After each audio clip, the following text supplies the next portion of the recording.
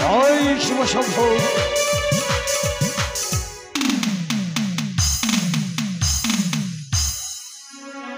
জয় শিব শম্ভু। আজ লক্ষের শুভ বিবাহ দিন, তাই তো সকল বিধি কর্ম আচার সম্পূর্ণ করেছে বেনানি মহারানী সোনাগাতে। সকল বর বরযাত্রীরা সুন্দরভাবে সাজে সজ্জিত হয়ে রয়েছে, শুধু আমার লখায় এখনো বর বেশি সজ্জিত হতে পারেনি। ভেবেছিলাম একটি করে আমার 6খানা মধুমাতা রয়েছে, আমি তাদের দ্বারাতে বর বেশি সজ্জিত করে নিয়ে আমি ওজনে নিয়ে যাত্রা করব, কিন্তু কেন জানি না মধুমাতার মুখ শুদ্ধি আড়াল করে বলছে, ওগো বাবা পারবো না, পারবো না, আমরা লক্ষ্মীধরকে বর বেশি সজ্জিত করতে। আমি জিজ্ঞাসা করেছিলাম, কেন বৌমা, কেন তোমরা লক্ষ্মীধরকে বর বেশি সজ্জিত করতে পারোনি? মুখখানা নিচু করে বলছি, বাবা আমরা যে বিধবা নারী, আমরা বিধবা নারী হয়ে যে লক্ষ্মীধরকে বর বেশি সজ্জিত করি, যদি কোনো অমঙ্গল ঘটে যায় তাই তো আমি পিতা পুত্র কিভাবে অমঙ্গল চাইতে পারি? মনে মনে স্থির করিস লখাইকে নব বর সাজে সজ্জিত করে ওই উচ্চারণের দিকে যাত্রা করবো আমি। লখাই, ওরে লখাই আমার, লখাই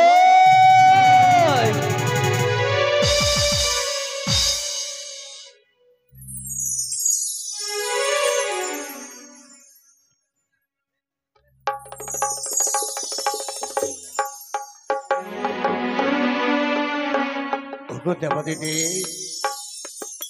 ওগো মাতা ভবানী, জানি না আজ পুত্রকে আমি বর বেশি সজ্জিত করবো, সর্বদাই তুমি আমার সাথে থাকতে পারবে কিনা? তাই বলবো জননী, সর্বদাই তুমি আমার সঙ্গে থাকো, ঠাকুর সর্বদাই সাথে থেকো। কল্যাণ হোক পুত্র আমার। আমি কেন রেখেছো বাবা, বলো? তুই কি ভুলে গেছিস কি আজ তোর শুভ বিবাহ, শুভ পরিণয় দিনে লখাই। আজ তোকে কি করতে হবে জানিস? আজ আমার শুভ পরিণয়, এই শুভ দিনে আমায় কি করতে হবে? ওই না চলো রে বা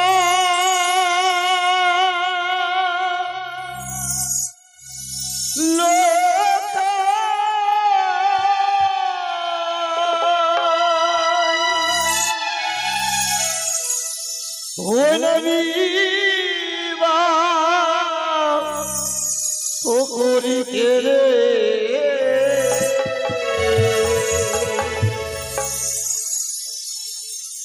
ও বাবে জানি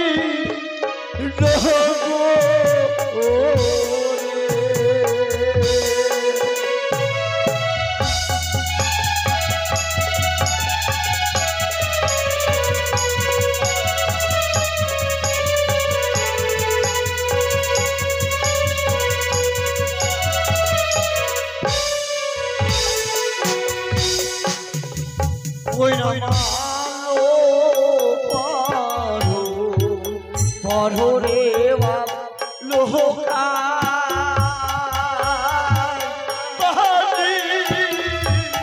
আর দুলা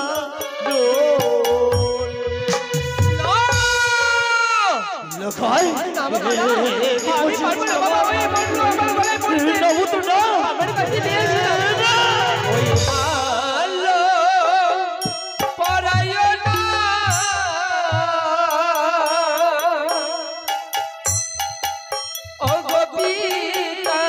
সারা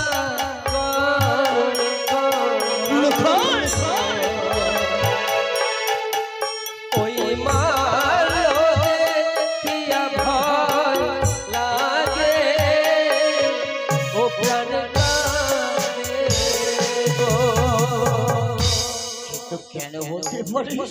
আমি কেন এই মাল্য থেকে ভয় পাচ্ছি? বল পুত্র। হে বাবা, আমি বলবো কেন এই মাল্য দেখে আমি দূরে সরে যাচ্ছি? বেশ বড় লোকাই বল। ওই মাল্য ওপরে সরিবের ছায়া দেখি গো লোকাই যেন মোর গলা জড়িয়ে গো। না! হে বাবা হে,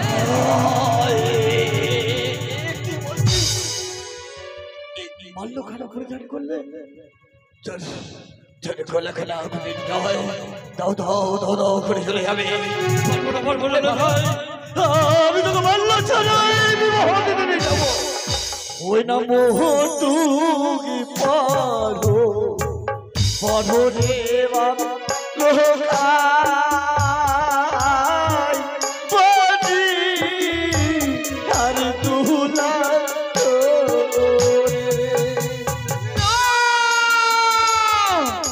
না আমি মুকুট আমি মাল্যকে আমার করতে পারবো না বাবা। কথা বলিস না লোকাই মুকুট পরাইও না পিতা সদা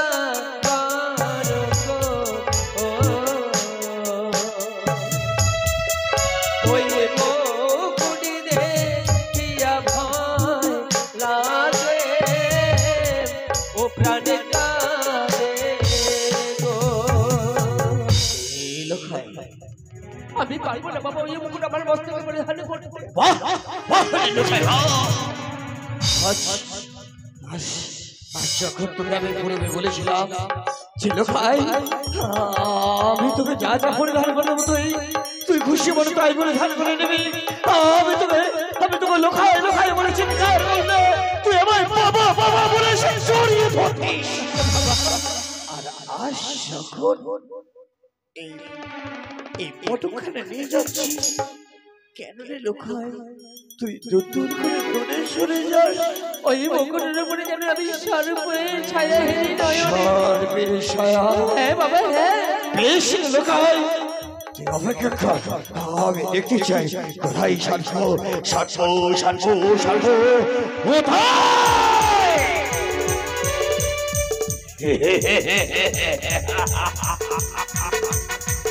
বুঝেছি এই আদালে দোষ ঠিকানা ছিল না বলে বারবার ভয় দেখিয়েছিলি তাই না?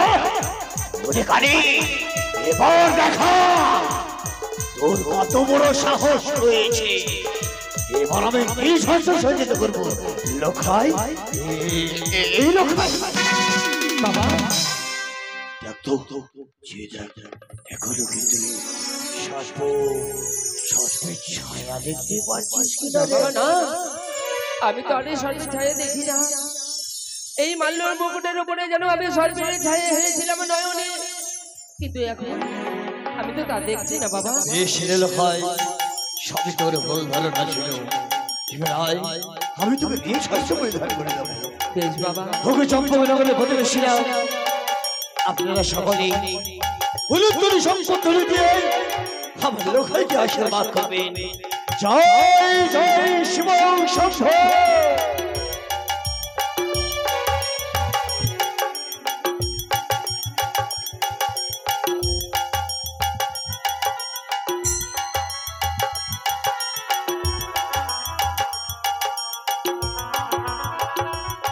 লোকাই বলো বাবা।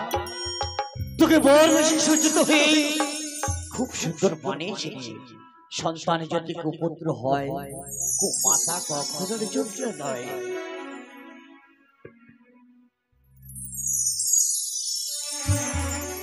তোর গর্ভধানে জনের কাছ থেকে তুই বিদায় নিয়ে আয় লোকাই।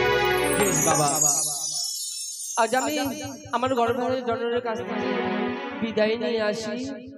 বেশ, আর আমি তোর অপেক্ষায় আমি এক এক করে অষ্টমটি বরকে আমি সজ্জিত করবো লোকাই। বেশ বাবা, আমি আসি।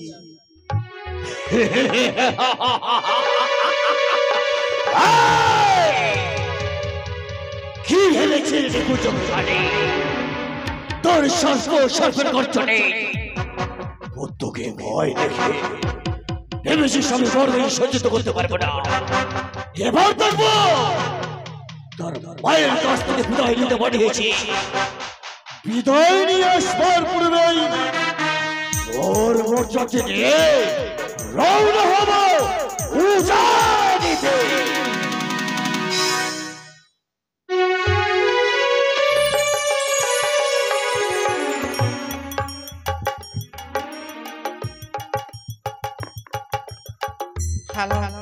একই ঠাকুর আজ ভদ্রলোক আমার কাছে বলে মা মাগো আমাকে সুন্দর করে বর বেশি সাজিয়ে দাও। তাই তো ভদ্রলোক সুন্দরকে আমি সাজিয়ে পাইনি। কেন আমি একে একে 6খানা পাত্র কি সুন্দর করে বর বেশি সাজিয়ে আমি তাদেরকে গঙ্গার জলে বিসর্জন করে দিয়েছি। তাদেরকে স্মরণ করে আমি তাই তো পুত্র লক্ষ্মীন্দরকে সাজিয়ে দিতে পারিনি। আজ যে তার শুভ পরিণয়, আবার যে পুত্র লক্ষ্মীন্দর আমার কাছে ছুটে আসবে ঠাকুর, আমি কি বলবো পুত্র লক্ষ্মীন্দরকে?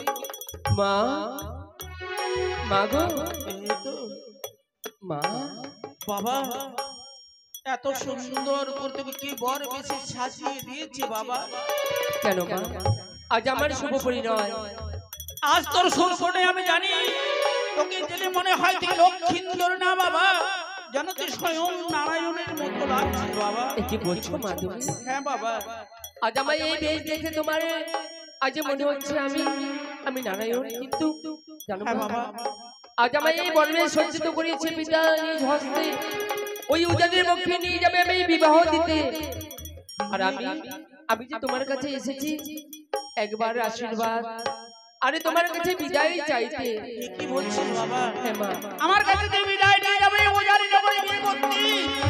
আমি তো তুই খুশি করে বিদায় করতে পারবো না বাবা। মা তুমি আমার গর্ভধারী জননী, তুমি যদি আমায় হাসি মুখে বিদায় না দাও তাহলে তো আমি যেতে পারবো না উজানের মুখে বিবাহ। আমি জানি বাবা, কিন্তু আমি যে তোর মা, আমি তোকে 10 মাস 10 দিন গর্ভে ধারণ করেছি বাবা।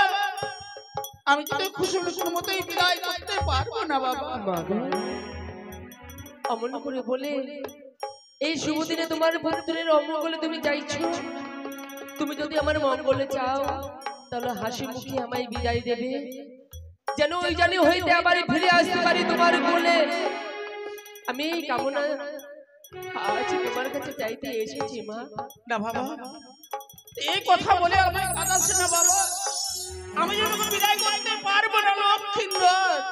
বিদায় দাও ও মা জননী,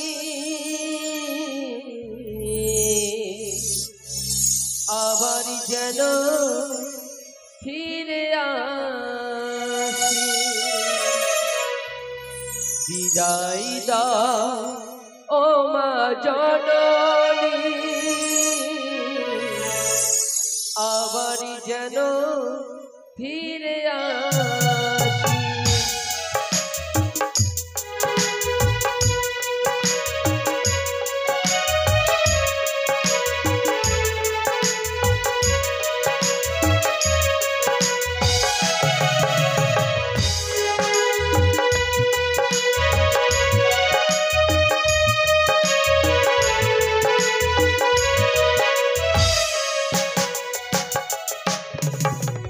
হয়েছে অনেক খেলা, এবার হলো যাবার পালা।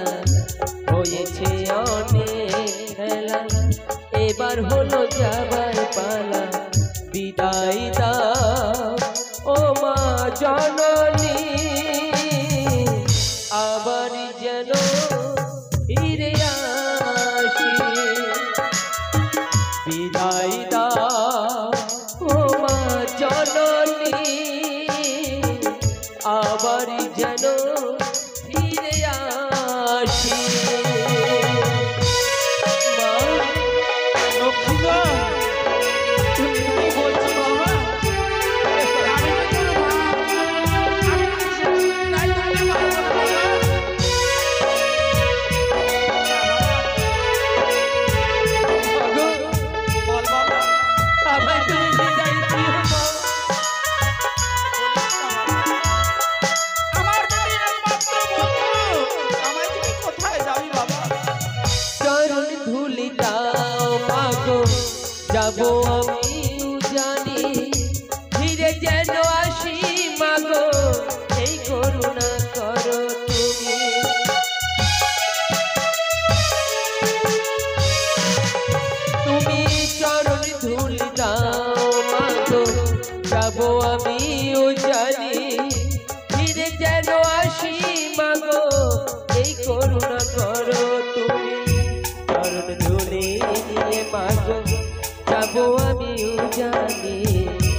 চরণ ধুলি নিয়ে মাগো যাবো আমি উজানে বিদায় দাও ও মা জননী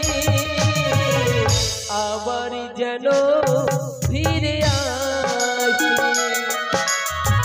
বিদায় দাও ও মা জননী আবার যেন ফিরে আসি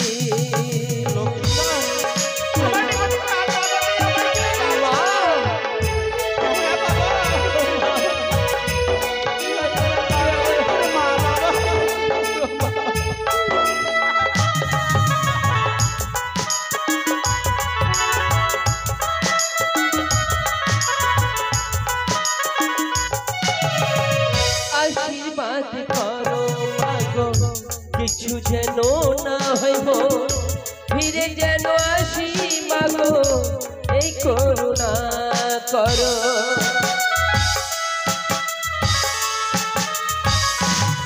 তুমি আশীর্বাদ করো মাগো কিছু যেন না হইব ফিরে যেন আসি মাগো এই করুণা করো আশীর্বাদ নিয়ে মাগো যাবো আমি উজানে আশীর্বাদ নিয়ে মাগো যাবো আমি উজানে বিদায় দাও ও মা জননী আবার যেন ফিরে আসি বিদায় দাও ও মা জননী আবার যেন ফিরে আসি আমি আবার যেন ফিরে আসি মাগো আবার যেন ফিরে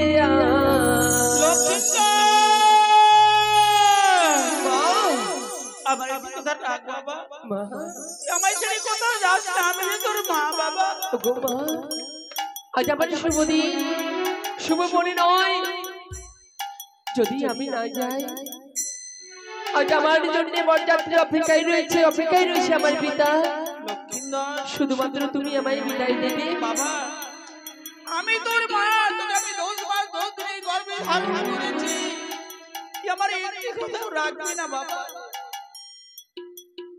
তাই বলছি বাবা মা ও আরে যেও না যে ও রে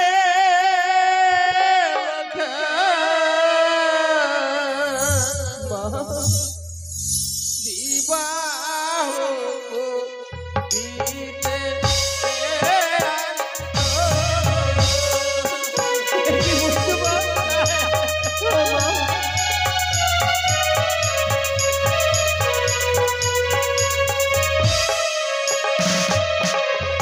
আরে তুই রে বাবা একটি পুত্র আমার কোলে দেখো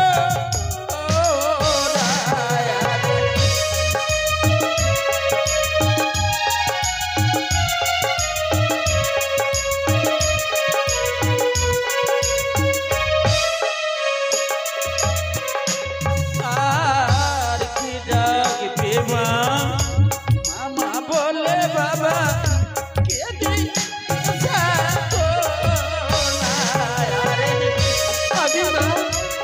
আমি মা বলে ডেকে তোমায় সান্ত্বনা দেব তুমি কেঁদো না মা তুমি কেঁদো না আর কে ডাকবে মা মামা বলে বাবা কে দিই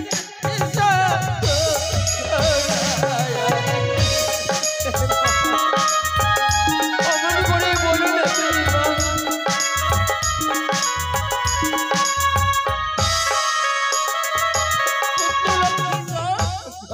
আমার একটি কথা রাখ বাবা প্রতিদিন তোকে আমি যেই মতো ঘুম পাড়িয়ে দিই আজও আমি কি সুন্দর করে তোকে ঘুম পাড়িয়ে দেবেন চল বাবা সত্যি মা আজ যদি তোমার এই দুঃখ জ্বালা বেদনা বুঝতাম তাহলে অমন করে তোমার কাছে বিদায় চাইতাম না সন্তান হয়ে সন্তানরা কয়জনে বোঝে মায়ের দুঃখ জ্বালা বেদনা তুমি আমায় 10 মাস 10 দিন গর্ভে ধারণ করেছিলে।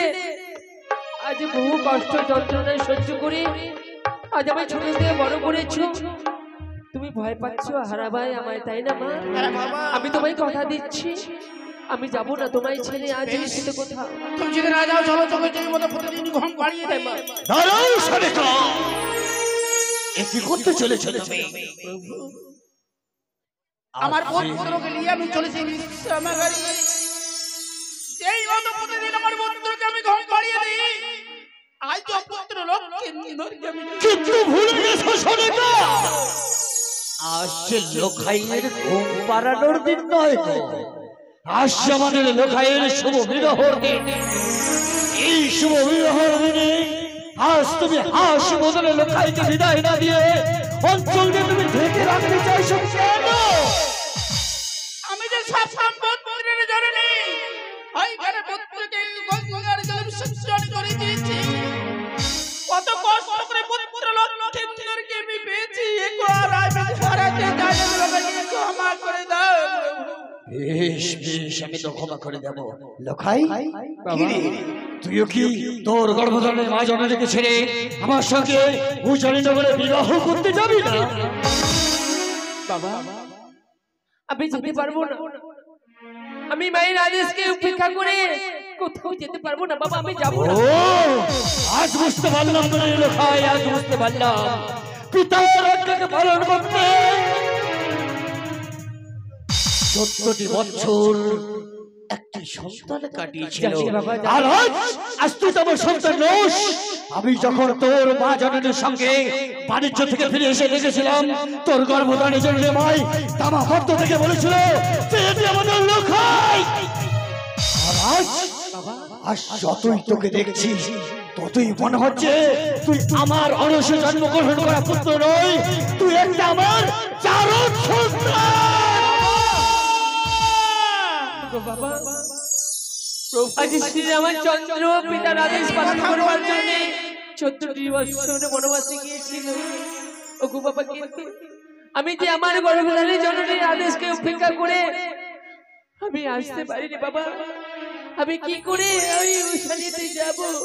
বেশ, যদি রাজা রামচন্দ্রের কথা যদি ভাবতে পারিস তাহলে কেন পারবে না? কথা বললি কিন্তু শালিকা, তুমি কি ভুলে গেছো?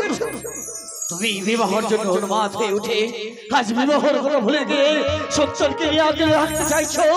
তুমি তো একটি নারী, নারী হয়ে আরেকটি নারী যে লগ্ন ভ্রষ্ট হয়ে যাবে। সত্য বলেছো, আমি নারী শুধুমাত্র হয়ে একটি নারীকে আমি লগ্ন অবস্থা হয়ে যাবে। শুধুমাত্র একটি নেশির জন্য দাও লোকাইকে।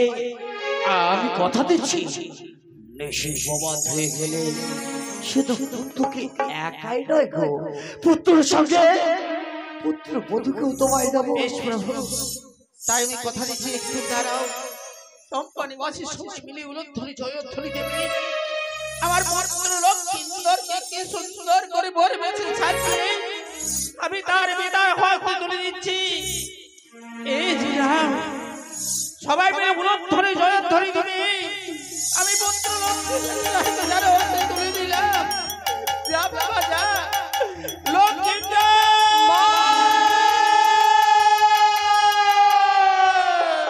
কোথায় বাদ্যগণ? বাদ্যগণ, তোমরা আর বিলম্ব করো না। কোথায় ব্রহ্মমশাই? কোথায় বাদ্যগণ? তোমরা মনে আনন্দে বাজে বাজে চলো।